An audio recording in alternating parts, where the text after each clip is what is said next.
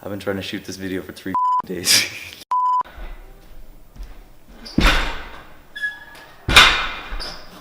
So although the deadlift can look like someone just picking up a big metal gym penis and putting it back down, there's actually a lot that goes into it. It's pretty much a full body exercise like all the compound movements, squat, bench, deadlift.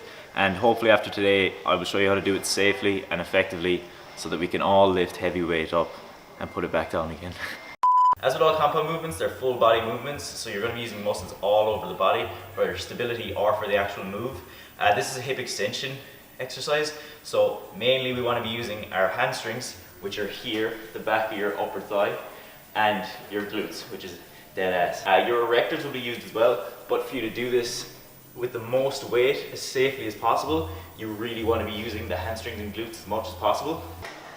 So we're going to start off with the setup. So the first thing you're probably thinking is, where in God's name do I put my feet?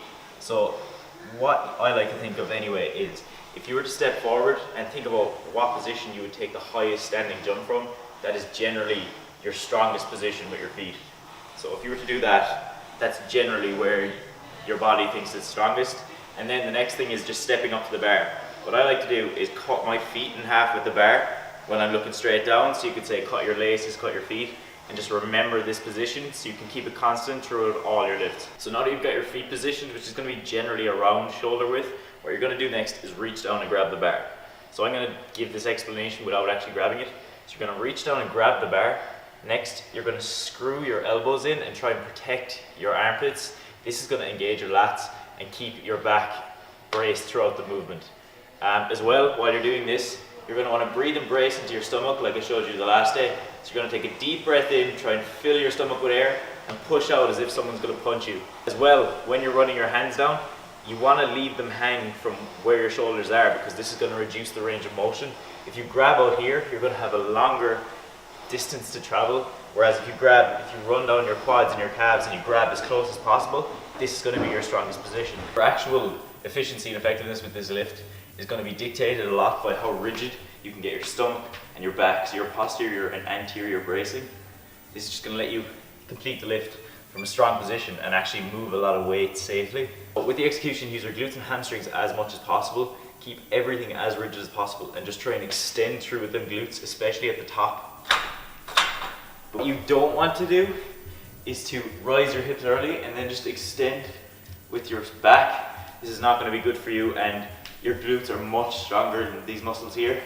So something I forgot to mention from the front was that you've grabbed the bar, you're in position to deadlift. You want to keep the bar as close to you as possible, almost sliding that bar up your knee or shins. This will not feel good at the start, but you'll get used to it eventually. Something you don't want to do is be afraid and pull it away from you, because you're in a much weaker position once it gets further away from you. Your strongest on the bar is as close to you as possible, and you want to keep that line of travel straight up. We also want to ensure that we don't tilt back too much. So if we can, we want to line the bar up with our armpit when it is locked in, so just in line with here.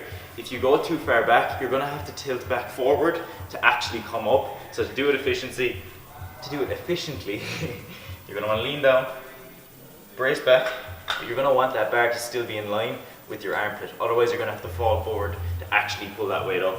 So first, step into the bar. I slightly externally rotate my feet just because I feel like I can get a better contraction in my glutes. You're going to want to lean down, grab the bar. You're going to screw your hands in, then you're going to brace, teeter back. I can feel the tension in my hamstrings and glutes. I'll show you from the side in a second. And you should feel the slack coming out of the bar when you lean back. So just try.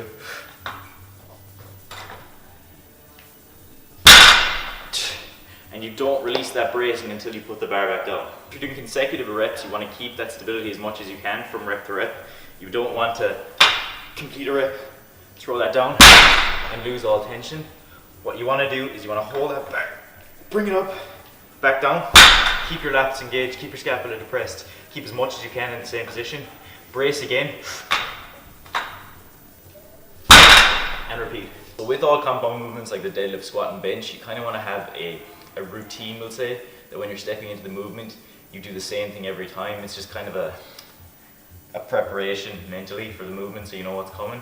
What I do is I literally keep it calm, because I feel like if you're coming up to the bar and you're pulling it and shaking it, that you're going to lose all that control and your form's going to break down so much. Maybe with a 1 rep max attempt, might try and get hyped, but generally, day-to-day training, try and stay as calm as possible and really think about what you're doing rather than just trying to yank that weight up. Just to recap, you're going to step forward and cut your feet in half at the bar, hinge at the hips and grasp the bar, screw your arms into you, depressing the scapula and engaging the lats before bracing, teetering back and pushing your glutes forward into the bar while also driving your shoulders back at the wall behind you. You should just come to a neutral position and not overextend your back. So these are just some specific warm-ups I might do. So these are just cable pull-throughs, getting that motor pattern into your head of extending at the hip. I also might do some donkey kicks just to get that mind-muscle connection with the glute activated. And these are just some regular hip bridges you can do with single leg or double leg, up to you.